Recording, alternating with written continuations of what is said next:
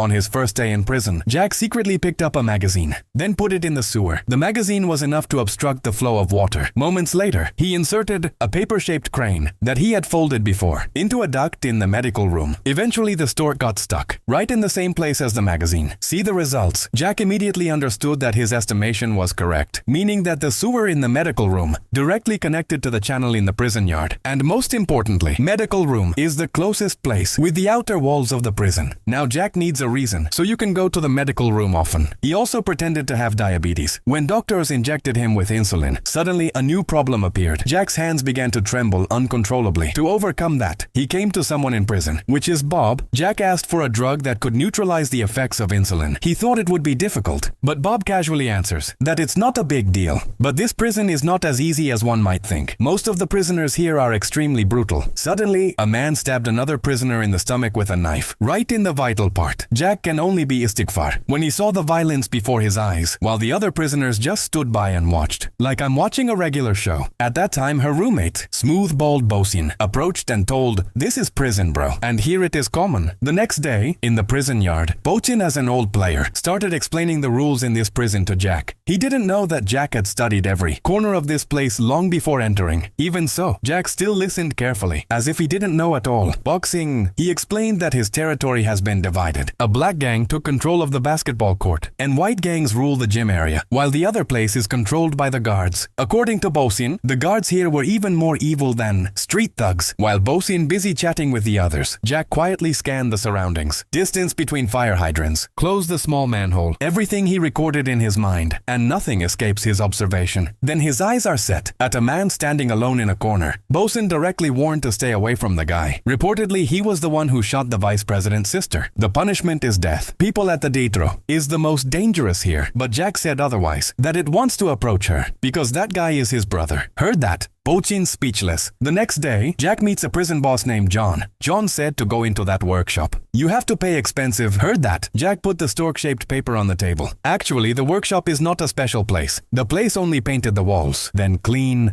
as usual. But Lincoln, Jack's brother, working there. That's why Jack wants to come in, giving paper in the shape of a crane as payment. That's like an insult to John. He and his men almost ganged up on Jack. But Jack calmly said that he wanted to talk. Come later. That remark made John suspicious. He immediately sent his men to investigate. Shortly thereafter, a news came recently. There's a mysterious envelope filled with photos. The man who betrayed John, that landed him in jail, and a letter inside. John was surprised. He began to realize that there's something big going on.